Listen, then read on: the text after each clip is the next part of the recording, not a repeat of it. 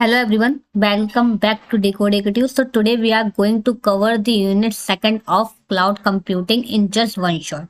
This is your syllabus that I attached in this PDF. In this PDF, we are going to cover the whole syllabus of cloud computing unit second. So be careful and be understandable during the whole lecture. So you are able to understand or answer the whole questions that are going to come in your AKTU exams. As you know, your semester exam dates are revealed. So yeah, well prepared for your exams. Your exam going to conduct in April and May. Start your first topic is cloud enabling technologies. So what is cloud enabling technologies? हम एक एक करके आपके सारे syllabus का जो topics हैं उनको कवर करेंगे। तो आप इस वीडियो को पूरी देखिएगा ताकि आपका पूरा सिलेबस एक शॉट में ही कंप्लीट हो जाए और आप सारे आंसर्स दे पाओ अपने एकेटिव एग्जाम में। तो क्लाउड इनेबल टेक्नोलॉजीज क्या होती हैं? Cloud computing works because of some important technologies. हमारा जो क्लाउड कंप्यूटिंग होता है वो हमारा एक बेसिस पर नहीं चलता, उसके लिए हमारी बहुत सारी टेक्नोलॉजीज इसमें यूज होती हैं जो क्लाउड कंप्यूटिंग जिससे वर्क करता है। तो हमारी कुछ जो टेक्नोलॉजीज होती है वो हमें क्या मदद करती है, मतलब मीन्स क्लाउड कंप्यूटिंग को क्या मदद करती हैं? Share resources means cloud computing share कर सकता है रिसोर्स, कम्युनिकेट कर सकता है इंटरनेट के through, run multiple systems together, बहुत सारे सिस्टम एक साथ चला सकता है, रिकवर फ्रॉम फेलर्स, जो भी हमारे फेलर्स होते हैं उससे भी रिकवर कर सकता है। सपोज दैट आपकी कोई फाइल डिलीट हो गई तो उसको को भी रिकवर कर सकता है क्लाउड कंप्यूटिंग। तो ये हमारी किसके थ्रू होता है? हमारी कुछ टेक्नोलॉजीज होती हैं जिसके थ्रू हम लोग ये सब करते हैं। तो वो टेक्नोलॉजीज लाइक हमारी होती है service oriented architecture and rest. Mainly ये हमारा ऐसे ही क्वेश्चन आ जाता है, explain services oriented architecture and rest. तो आप ऐसे भी लिख के आ सकते हो। मैंने शॉर्ट्स इसलिए बता रखे हैं ताकि आपको बस कॉन्सेप्ट पता हो, बाकी तो आप खुद अपने आप से बना ही सकते हो। डायग्राम बनाइए, शॉर्ट्स बनाइए, आंसर्स लिखिए, थोड़ी थ्योरी लिखे, बाकी आप अपना जो फ्लो चार्ट है वो बना के आएंगे तो आपको फुल मार्क्स मिलेंगे। तो ये हमारा प्रीवियस ईयर क्वेश्चन है जो हमारा आया हुआ है एकेटीव एग्जाम में। तो आप देख लीजिए ये क्या होता है। सर्विस ओरिएंटेड आर्किटेक्चर क्या होता है? A software design approach where applications are developed as a collection of independent and reusable services. मैंने आपको ऐसे टेक्निकल नॉलेज में भी दे रखा है और नीचे आपको ऐसी लैंग्वेज में भी दे रखा है ताकि आप वेरी इजी वे में समझ सको। तो हम लोग पढ़ लेते हैं। SOA means breaking a big application into small services. यहाँ पे जैसे लिख रखा है इंडिपेंडेंट कलेक्शन, मतलब इंडिपेंडेंट सर्विसेज का कलेक्शन होता है, रीयूजेबल सर्विसेज का कलेक्शन होता है। तो वो चीज क्या है? एसओए मीन्स होता है हम लोग जब एक बड़ी एप्लीकेशन को स्मॉल सर्विसेज में तोड़ देते हैं तो उसे हम लोग बोलते हैं SOA means service oriented architecture. हम लोग एक बड़ी एप्लीकेशन को स्मॉल सर्विसेज में तोड़ देते हैं। Each service does only one job. Her service खाली एक ही जॉब करती है। आप एग्जाम्पल देख लो, जैसे कि आपका एक ऑनलाइन शॉपिंग ऐप है, उसमें हमारा एक लॉगिन सर्विस होता है। तो लॉगिन सर्विस क्या करेगी? खाली एक ही जॉब करेगी, ऑथेंटिकेट करेगी यूजर को। पेमेंट सर्विस में क्या होता है? वो पेमेंट से रिलेटेड होगा। ऑर्डर सर्विस में ऑर्डर से रिलेटेड होगा। डिलीवरी सर्विस में डिलीवरी से रिलेटेड होगा। तो बाकी ये जो सर्विसेज हैं वो आपस में मिलके कनेक्ट होके शॉपिंग ऐप को चलाती हैं। तो ये हमारा होता है service oriented architecture. I hope आपको ये चीज समझ आई हो। और यही चीज मैंने टेक्निकल नॉलेज में यहाँ पे लिख रखी है, जैसे कि कैरेक्टरिस्टिक। जैसे एडवांटेज हमारा इजी टू मैनेज होता है, इजी टू अपडेट होता है, हम लोग बहुत ही आसानी से अपडेट कर सकते हैं। रीयूजेबल सर्विसेज होती है, इसकी जो सर्विसेज है वो हम लोग रीयूज भी कर सकते हैं किसी और ऐप में। तो ये सब हमारी होती है। यहाँ पे जैसे हम लोग अगर टेक्निकल नॉलेज में देखें तो कैरेक्टरिस्टिक्स हमारी होती हैं सर्विस ओरिएंटेड आर्किटेक्चर की। लूज कपलिंग मतलब जो हमारी सर्विसेज होती हैं वो एक दूसरे के ऊपर ज्यादातर इंडिपेंडेंट होती हैं। ठीक है, वो अपना अपना काम करती है। जैसे इसमें ऑनलाइन शॉपिंग ऐप में लॉगिन सर्विस अपना काम कर रहा था, पेमेंट सर्विस अपना काम कर रहा था, उन्हें एक दूसरे से कोई मतलब नहीं है, कुछ रिलेशन नहीं है, तो कपलिंग लूज करते हैं। ठीक है, रीयूजेबिलिटी ऑफ सर्विसेज, हम लोग इन सर्विसेज को किसी और ऐप में भी यूज कर सकते हैं। ठीक है, इंटरऑपरेबिलिटी मतलब डिफरेंट कंप्यूटर सिस्टम आपस में इंफॉर्मेशन शेयर कर सकते हैं। प्लेटफॉर्म इंडिपेंडेंस, ये किसी भी हमारे प्लेटफॉर्म पर चल जाएगा क्लाउड कंप्यूटिंग के थ्रू, ठीक है। स्टैंडर्डाइज कम्युनिकेशन, जो भी हमारी कम्युनिकेशन होती है वो एक स्टैंडर्ड फॉर्मेट में होती है। तो ये हमारा एक एग्जाम्पल हो गया। और हाँ, जब भी आप आंसर लिखे तो थ्योरी, डायग्राम और एग्जाम्पल जरूर दीजिए, तो उससे आपके जो 7 मार्क्स गेन करने की कैपेसिटी है वो बढ़ जाती है। हम लोग पढ़ते हैं next topic, publish subscribe model. अब अगर पब्लिक सब्सक्राइब मॉडल समझना चाहते हैं, जैसे यूट्यूब पे आपने किसी चैनल को सब्सक्राइब रखा है, सपोज दैट मेरे चैनल को आपने सब्सक्राइब करके रखा है, तो पब्लिक सब्सक्राइब मॉडल क्या कहता है? पब्लिक सब्सक्राइब मॉडल में ये है कि सपोज दैट अगर कोई भी वीडियो मैं अपलोड करूंगी तो उसका नोटिफिकेशन ऑटोमेटिकली आपके पास पहुंच जाएगा अगर आपने मेरे चैनल को सब्सक्राइब करके रखा है। The published subscribe model is the communication pattern in which publisher sends message। ये हमारा एक कम्युनिकेशन पैटर्न होता है जिसमें जो पब्लिशर होता है वो मैसेज को सेंड करता है without directly sending them to specific receiver. मतलब हम किसी स्पेसिफिक रिसीवर को नहीं सेंड कर रहे हैं, मतलब पर्टिकुलर सब्सक्राइबर को रिसीव नहीं कर रहे हैं, भेज नहीं रही हूँ मैं, लेकिन जितने भी मेरे सब्सक्राइबर्स हैं उन सबके पास नोटिफिकेशन जाएगा ऑटोमेटिकली। यहाँ पे थर्ड व्हीलिंग का काम कौन कर रहा है? यूट्यूब। हमारा यूट्यूब पहुंचाएगा आपके पास नोटिफिकेशन, मैं आपको नहीं सेंड कर रहा, सब्सक्राइबर रिसीव करेगा वो मैसेज जो मैंने आपको भेजा है, interested through a message broker. Working हमारा क्या है? पब्लिश करेगा एक मैसेज, एंड ब्रोकर जो भी हमारा मिडल या फिर थर्ड व्हील बोल दो आप, जैसे हमारा यूट्यूब है हमारा थर्ड व्हील हमारे बीच में, तो वो हमारा ब्रोकर मैनेज करेगा मैसेज डिस्ट्रीब्यूशन की, मैसेज किस किस के पास जाएगा। अब मैसेज उसी के पास जाएगा जिसने मेरा चैनल सब्सक्राइब करके रखा होगा, जिसने नहीं करके रखा होगा तो उसके पास मैसेज नहीं जाएगा। तो ब्रोकर यही काम करता है कि किसके पास मैसेज भेजना है, किसके पास नहीं भेजा है। सब्सक्राइबर्स और जिन्होंने सब्सक्राइब करके रखा होगा उनके पास वो मैसेज चला जाएगा। ये आप डायग्राम भी बना के दिखा सकते हो कि कैसे ये हमारा वर्क करता है। एंड देन एडवांटेज हमारे क्या है? लूज कपलिंग, हम लोग इंडिपेंडेंट रहेंगे। स्केलेबिलिटी, सपोज दैट आप अभी हमारे जितने भी सब्सक्राइबर्स हैं उनके पास जाएगा, अगर इन फ्यूचर ज़्यादा है तो उनके पास भी जाएगा ही, मीन्स स्केलेबिलिटी है। अगर कम हुए तो कम लोगों के पास जाएगा, ये नहीं। तो अब हम लोग नेक्स्ट टॉपिक देखते हैं जो कि हमारा रेस्ट है। मैंने ऊपर बताया कि आपको कैसे क्वेश्चन आता है, जैसे ये हमारा क्वेश्चन दे रखा है, explain service oriented architecture and rest. ऐसे क्या ऐसे क्वेश्चन उठ के आता है EQ2 एग्जाम में 7 मार्क्स में। तो आपको सर्विस ओरिएंटेड आर्किटेक्चर समझाना होता है। आप ऐसे भी समझा सकते हो और ऐसे भी और जो मैंने नीचे लिखा है ऐसे भी समझा सकते हो। वैसे अगर आप थ्योरी पहले कवर करो एंड देन डायग्राम बनाओ एंड देन एग्जाम्पल दो तो it's better for you. Now हमारा नेक्स्ट टॉपिक है रेस्ट टू रेस्ट, देख लेते हैं। रिप्रेजेंटेशनल स्टेट ट्रांसफॉर्म, इसकी फुल फॉर्म होती है। रेस्ट हमारा एक सिंपल तरीका होता है जिससे बहुत सारे सिस्टम आपस में कम्युनिकेट करते हैं इंटरनेट पे। इट यूजर्स, जो HTTP प्रोटोकॉल होता है उसमें जो कमांड्स होती हैं get, post, put and delete, उसके लिए हम लोग उसे हमें यूज करते हैं इसमें रेस्ट में। तो गेट हमारा किसे यूज होता है? ताकि हम लोग डेटा को ले सके क्लाउड कंप्यूटिंग, क्लाउड सर्वर से पोस्ट हम लोग डाल सकें, पुट हम लोग अपडेट कर सकें, डिलीट के लिए हम लोग रिमूव कर सकते हैं। अब एग्जाम्पल क्या है? व्हेन यू ओपन इंस्टाग्राम, जब भी आप अपना इंस्टाग्राम ओपन करते हो, app sends get request to server. तो ऐप जो होता है वो गेट रिक्वेस्ट सर्वर पे भेजता है, server sends back photos, means जो भी हमारा लोड हो जाती है फोटोज, जो हमारा होम पेज होता है उसमें फोटोज लोड हो जाती हैं। रेस्ट इज सिंपल, रेस्ट हमारा सिंपल होता है, फास्ट होता है, लाइट वेट होता है, mostly used in cloud system, इसीलिए ये हम लोग क्लाउड में यूज करते हैं। अब सिस्टम ऑफ सिस्टम क्या होता है? This means many independent system working together as one fixed system, means इसमें हमारे बहुत सारे इंडिपेंडेंट सिस्टम एक बड़े सिस्टम की तरह वर्क करते हैं। तो जैसे कि हम लोग एग्जाम्पल के थ्रू समझते हैं, एक स्मार्ट सिटी होती है जिसमें हमारा ट्रैफिक सिस्टम होता है, इलेक्ट्रिसिटी सिस्टम होता है, वाटर सिस्टम होता है, सिक्योरिटी सिस्टम होता है। ये सारे सिस्टम आपस में मिलकर आप इंडिपेंडेंटली वर्क करते हैं, लेकिन अगर इनमें से एक भी सिस्टम ना हो तो हमारी स्मार्ट सिटी सही से वर्क नहीं करेगी। तो आई होप आपको समझ आया हो कि सिस्टम ऑफ सिस्टम क्या होता है।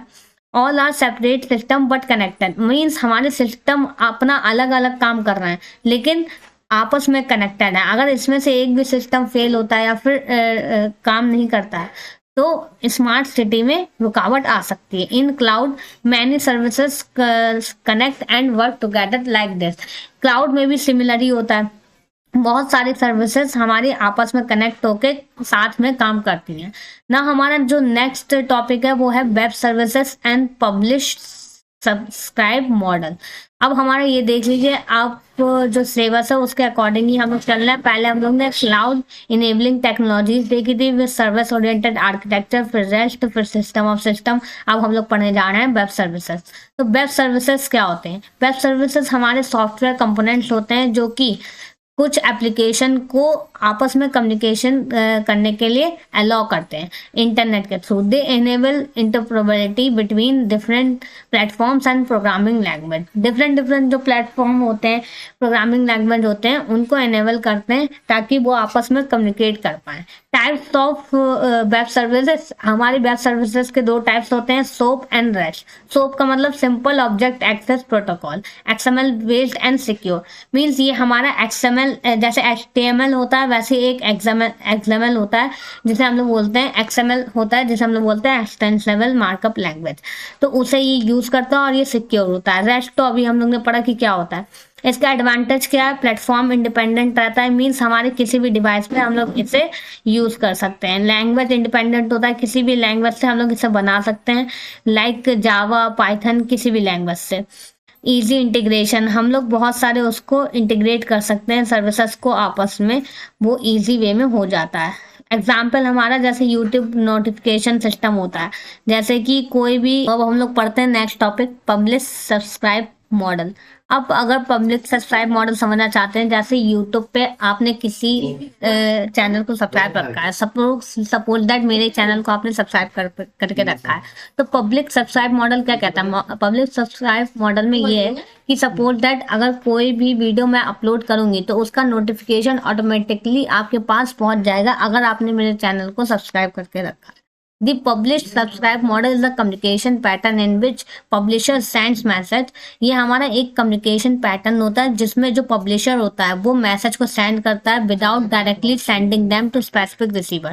मतलब हम किसी स्पेसिफिक रिसीवर को नहीं सेंड कर रहा है, मतलब पर्टिकुलर सब्सक्राइबर को रिसीव नहीं कर रहा है, भेजनी नहीं हूँ मैं, लेकिन जितने भी मेरे सब्सक्राइबर्स हैं उन सबके पास ही नोटिफिकेशन जाएगा ऑटोमेटिकली। यहाँ पे थर्ड व्हीलिंग का काम कौन कर रहा है? यूट्यूब। हमारा यूट्यूब पहुंचाएगा आपके पास नोटिफिकेशन, मैं आपको नहीं सेंड कर रहा, सब्सक्राइबर रिसीव करेगा वो मैसेज जो मैंने आपको भेजा है, interested through a message broker. Working हमारा क्या है? पब्लिश करेगा एक मैसेज एंड ब्रोकर जो भी हमारा मिडल या फिर थर्ड व्हील बोल दो आप, जैसे हमारा यूट्यूब है हमारा थर्ड व्हील हमारे बीच में, तो वो हमारा ब्रोकर मैनेज करेगा मैसेज डिस्ट्रीब्यूशन की, मैसेज किस किस के पास जाएगा। अब मैसेज उसी के पास जाएगा जिसने मेरा चैनल सब्सक्राइब करके रखा होगा, जिसने नहीं करके रखा होगा तो उसके पास मैसेज नहीं जाएगा। तो ब्रोकर यही काम करता है कि किसके पास मैसेज भेजना है, किसके पास नहीं भेजा है। सब्सक्राइबर्स और जिन्होंने सब्सक्राइब करके रखा होगा उनके पास वो मैसेज चला जाएगा। ये आप डायग्राम भी बना के दिखा सकते हो कि कैसे ये हमारा वर्क करता है। एंड देन एडवांटेज हमारे क्या है? लूज कपलिंग, हम लोग इंडिपेंडेंट रहेंगे। स्केलेबिलिटी, सपोज दैट आप अभी हमारे जितने भी सब्सक्राइबर्स हैं उनके पास जाएगा, अगर इन फ्यूचर ज़्यादा है तो उनके पास भी जाएगा ही। मीन्स स्केलेबिलिटी है, अगर कम हुए तो कम लोगों के पास जाएगा। हमारा नेक्स्ट टॉपिक है virtualization in cloud computing and types. उसके टाइप्स क्या हैं? वर्चुअलाइजेशन हमारे एक फंडामेंटल टेक्नोलॉजी होती है that power cloud computing. Mean हमारे क्लाउड कंप्यूटिंग को पावर प्रोवाइड करती है। It allows you to create multiple simulated environments. Means हमारे बहुत सारे वर्चुअल एनवायरनमेंट क्रिएट करने में हमें मदद करती है ताकि हम लोग इंटरनेट के ऊपर ही वर्क कर सकते हैं इन ईजी वे। हमें फिजिकल हार्डवेयर सिस्टम की जरूरत ना पड़े, एक सिंगल हार्डवेयर सिस्टम पे ही हमारा वर्क हो जाए। बिफोर वर्चुअलाइजेशन से पहले क्या होता था? एक physical server could only run on one operating system. पहले हमारा क्या होता था? एक हार्डवेयर हमारा एक ही ऑपरेटिंग सिस्टम यूज कर सकता था ऑफन वन टास्क, और उस टाइम पे खाली एक ही टास्क परफॉर्म कर सकता था। This wasted massive amounts of resources, जिसकी वजह से बहुत सारा अमाउंट ऑफ रिसोर्सेज हमारा वेस्ट हो जाता था। If your app only use, अगर आपका कोई ऐप है जो आपका खाली 10% ऑफ CPU यूज कर रहा है, जो बाकी का रिमेनिंग 90% है वो हमारा आइडल रहेगा, मतलब बिजी रहेगा, वो हमारा कुछ भी वर्क नहीं करेगा, तो वो हमारा वेस्टेज जा रहा है। वर्चुअलाइजेशन ने ये प्रॉब्लम को सॉल्व करा। आई थिंक आपको समझ आ गया कि वर्चुअलाइजेशन क्यों यूज हो रहा है, क्यों हमें उसकी नीड है। And allowing one physical server to host dozen of virtual servers, means हम लोग एक फिजिकल सर्वर की मदद से हम लोग बहुत सारे virtualization solve this problem. Means ये जो हमारी प्रॉब्लम आ रही थी CPU के वेस्ट होने की, मतलब CPU की जो वर्किंग है वो 10% यूज हो रही है और 90% हमारी वेस्ट जा रही है, तो उसको रिजॉल्व करती है प्रॉब्लम। वर्चुअलाइजेशन हमारे प्रॉब्लम इस प्रॉब्लम को रिजॉल्व करते हैं। मीन्स एक फिजिकल सर्वर से हम लोग वर्चुअल सर्वर्स बना सकते हैं और अपने टास्क परफॉर्म करा सकते हैं, जिससे जो हमारा CPU है उसका जो टाइम है वो वेस्ट नहीं होगा।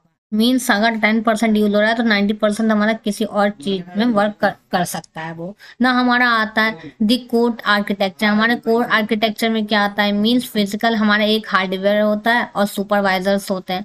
और light weight software that, supervisor क्या होता है, एक लाइट वेट सॉफ्टवेयर होता है जो कि इस हार्डवेयर और वर्चुअल मशीन के बीच में सेट होता है, मीन्स बैठा हुआ होता है। इट एलोकेट्स रिसोर्सेज, ये रिसोर्सेज एलोकेट करता है और मैनेज करता है वर्चुअल मशीन्स को। जो भी हमारे वर्चुअल सर्वर चल रहे हैं, वर्चुअल मशीन चल रही हैं, उनको मैनेज करता है। वर्चुअल मशीन हमारी होती है, गेस्ट होता है, ठीक है। A software based computer that runs like a physical one, मतलब एक सॉफ्टवेयर की तरह होता है जो कि एक फिजिकल वन की तरह रन करता है। ना हमारा नेक्स्ट टॉपिक है explain implementation levels and structure of virtualization. ये भी हमारा बहुत इंपॉर्टेंट टॉपिक है, 7 मार्क्स में आता है। इन प्रीवियस ईयर हमारा 7 मार्क्स में आ चुका है KTU में। तो इम्प्लीमेंटेशन लेवल्स हमारा क्या होता है, इंस्ट्रक्शन सेट आर्किटेक्चर लेवल। ये हमारा ऐसा लेवल होता है, ऐसा आर्किटेक्चर लेवल होता है जिसमें हमारे इंस्ट्रक्शन सेट करे जाते हैं। मीन्स हार्डवेयर जो भी हमारे वर्चुअल मशीन्स हैं उनको कुछ इंस्ट्रक्शन दिए जाते हैं टास्क परफॉर्म करने के लिए। तो इस लेवल पे हम लोग इंस्ट्रक्शन सेट करते हैं वर्चुअल मशीन्स के लिए। हार्डवेयर लेवल होता है ये हमारा, मीन्स फिजिकली हम लोग वर्चुअल मशीन्स को इंस्ट्रक्शन सेट करते हैं। ऑपरेटिंग सिस्टम लेवल होता है हमारा, ठीक है। ये हमारे लेवल्स होते हैं, इम्प्लीमेंटेशन लेवल होते हैं। मीन्स हमारा एक तो लेवल होता है इंस्ट्रक्शन सेट आर्किटेक्चर लेवल, फिर हमारा एक आता है हार्डवेयर लेवल, एंड फिर हमारा आता है ऑपरेटिंग सिस्टम लेवल। नाउ हमारा एक वर्चुअलाइजेशन स्ट्रक्चर क्या होता है, इसमें हमारा टाइप 1 हाइपरवाइजर, ठीक है। तो एक हमारा आता है टाइप 1 हाइपरवाइजर। ये हमारा बेयर मेटल होता है जो कि डायरेक्टली हमारे हार्डवेयर में इंस्टॉल हो जाता है। एग्जांपल जैसे VMware हमारा एक एग्जांपल है। ये हमारे एक वर्चुअल मशीन का टाइप है। अगर आपने साइबर सिक्योरिटी में यूज करा होगा तो ये आपको सॉफ्टवेयर डाउनलोड करना पड़ता है ताकि आप वर्चुअल मशीन्स को एक्सेस कर सकें। ना हमारा एक आता है टाइप 2 हाइपरवाइजर, तो वो हमारा होता है हॉटस्टेट। वो हमारा होता है टाइप 1 हमारा होता है बेयर मेटल एंड टाइप 2 होता है hosted. Hosted means install on host operating system. ये हमारा होस्ट ऑपरेटिंग सिस्टम में इंस्टॉल हुआ होता है। ये हमारा होता है एग्जाम्पल, इसका आप लिख सकते हो वर्चुअल बॉक्स। नाउ हमारा नेक्स्ट टॉपिक आता है टाइप्स ऑफ वर्चुअलाइजेशन। हमारे वर्चुअलाइजेशन के कितने टाइप्स होते हैं, तो मेनली यहाँ पे हमारे 6 टाइप होते हैं। Application virtualization, network virtualization, desktop virtualization, storage virtualization, server virtualization, data virtualization. Now one by one हम लोग इन्हें इजी लैंग्वेज में देख लेते हैं कि ये क्या होते हैं। पहला हमारा आता है application virtualization. The application runs on a server not on your device. Means अगर हम लोग सिंपल वे में देखें तो जो एप्लीकेशन हमारे सर्वर पर रन होते हैं और डिवाइस में नहीं होते, उसे हम लोग बोलते हैं application virtualization. You use it without installing it. आप इसे इंस्टॉल किए बिना यूज करते हो, लाइक आप डायरेक्ट इंटरनेट पे इसे यूज कर रहे हो। It works independently from your operating system. Means आपका ऑपरेटिंग सिस्टम इसमें यूज नहीं होता, आप इसे डायरेक्टली इंटरनेट पे यूज करते हो। फॉर एग्जाम्पल यू ओपन, जैसे आपका माइक्रोसॉफ्ट एक्सेल है, अगर आप गूगल पे सर्च करो जाके तो आप डायरेक्टली उसे यूज करते हो विदाउट ऑपरेटिंग सिस्टम का यूज करे बगैर। Excel is actually running on the server. Excel है वो हमारा मीन जनरली हमारा सर्वर पे रन करता है, ना कि आपके ऑपरेटिंग सिस्टम पे। But you see and use it, लेकिन आप उसे देख सकते हो और उसे यूज भी कर सकते हो अपने टैबलेट में। आपको उसे इंस्टॉल करने की जरूरत नहीं है। वर्क्स ऑन एनी डिवाइस, किसी भी डिवाइस में वर्क कर जाता है ना। हमारा नेटवर्क वर्चुअलाइजेशन क्या होता है? The network is controlled by software instead of physical cables.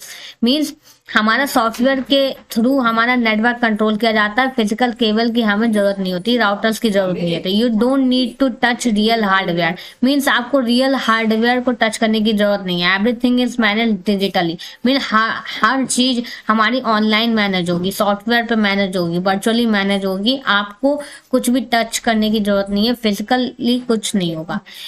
Example देख सकते हैं AWBPC, यू क्रिएट सबनेट्स, आप सबनेट्स क्रिएट करते हो। अगर आपने कंप्यूटर नेटवर्क पर रखा है तो आपको ये सब पता होगा, सबनेट्स क्या होते हैं, राउटिंग क्या होते हैं। हम लोग क्योंकि ये जो सब्जेक्ट है वो हमारा 4th ईयर का है, तो आप 7 सेमेस्टर या 8 सेमेस्टर में इसे कवर करोगे, तो आप ऑलरेडी कंप्यूटर नेटवर्क पढ़ चुके होंगे, तो आपको ये सब चीज़ें ऑलरेडी पता होगी। ये हमारा फ्लेक्सिबल होता है, इजी टू मैनेज होता है, फास्ट सेटअप होता है। नेटवर्क वर्चुअलाइजेशन मीन्स हम लोग नेटवर्क को भी वर्चुअली थ्रू हम लोग यूज करें इंटरनेट। अब नेक्स्ट है हमारा डेस्कटॉप वर्चुअलाइजेशन। डेस्कटॉप वर्चुअलाइजेशन का मीन्स हम लोग डेस्कटॉप को ही इंटरनेट के थ्रू यूज कर लें। मीन्स हमारा जो फुल डेस्कटॉप है वो हमारा सेंट्रल सर्वर पर रन करे। मीन्स ऐसे सर्वर पर जो सब लोग यूज कर रहे हैं, you just connect to it from any device. Means आपको खाली कनेक्ट करने की जरूरत है किसी भी डिवाइस से। इजी एग्जांपल अगर देखें, हमारा अमेजोन का वर्क स्पेस आता है जिसपे आप अपना डेस्कटॉप यूज कर सकते हो सर्वर के थ्रू। यू लॉग इन, आपको खाली लॉग इन करना है और अपने बेसिक लैपटॉप से, but you see a powerful window. लेकिन जब भी आप लॉग इन करोगे आप पावरफुल विंडो देख पाओगे।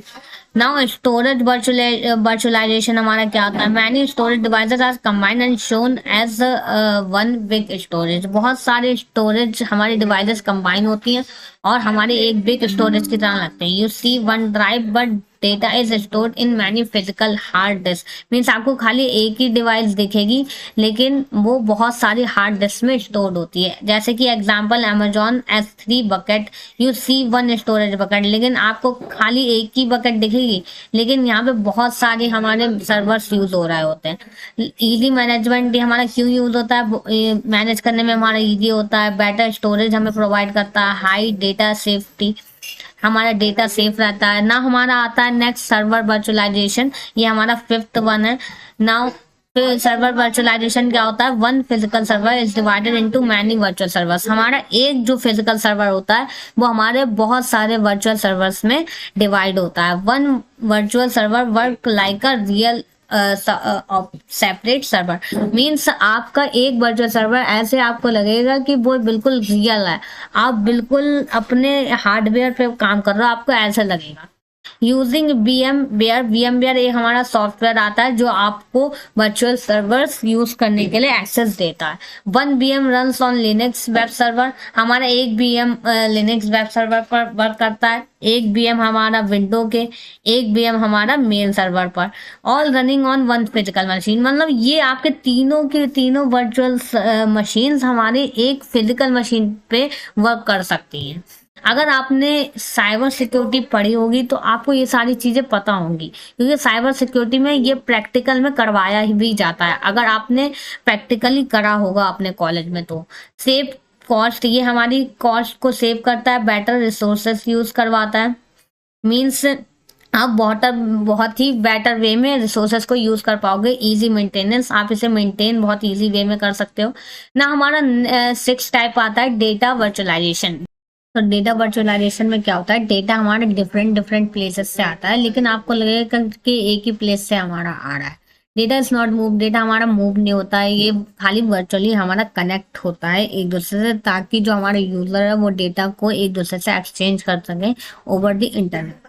इजी एग्जाम्पल अगर हम लोग देखें तो जो डैशबोर्ड होता है वो हमें सेल्स डेटा दिखा रहा होता है, लेकिन कुछ डेटा होता है जो हमारा SQL के डेटाबेस से आ रहा होता है, क्लाउड डेटा लेक से आ रहा होता है, लेकिन हमें ओवरऑल सेल डेटा दिखता है, but you see it one combined report, लेकिन आपको एक कंबाइंड रिपोर्ट दिखती है उसकी नॉट।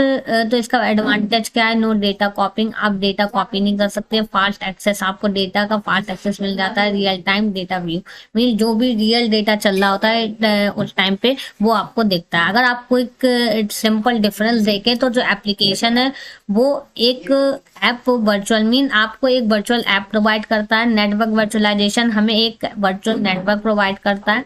डेस्कटॉप एक हमें पूरा फुल डेस्कटॉप प्रोवाइड करता है ऑनलाइन बेसिस पे। स्टोरेज, आप समझ गए होंगे वर्चुअलाइजेशन का मीनिंग, आपको खुद का अपना लैपटॉप यूज करने की जरूरत नहीं है, आपको ऑनलाइन चीजें अवेलेबल हैं, ये सारी चीजें आपको ऑनलाइन मिल जाएंगी, तो आपको फालतू का कॉस्ट एक्सपेंड करने की जरूरत नहीं है। ना हमारे लास्ट टॉपिक्स आते हैं। Explain virtualization of CPU and memory and input output device. Means हमारा वर्चुअलाइजेशन हमें देखना है सीपीयू का, मेमोरी का और इनपुट आउटपुट डिवाइसेस का।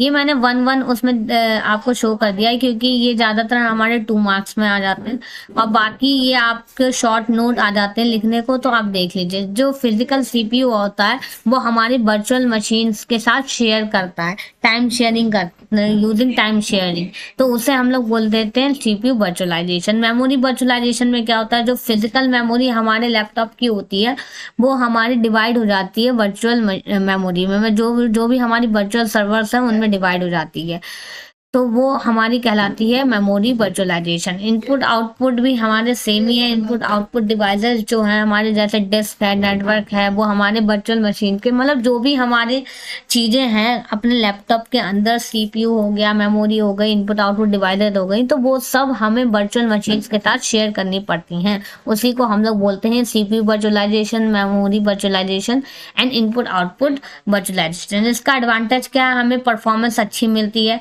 एफिशिएंट रिसोर्स शेयरिंग, हमारा जो रिसोर्स है वो एफिशिएंटली शेयर हो जाते हैं। कॉस्ट रिडक्शन, हमें मतलब कॉस्ट रिड्यूस हो जाता है, मींस हमारा जो दूसरा लैपटॉप परचेज करने का जो एक्सपेंस है वो बच जाता है।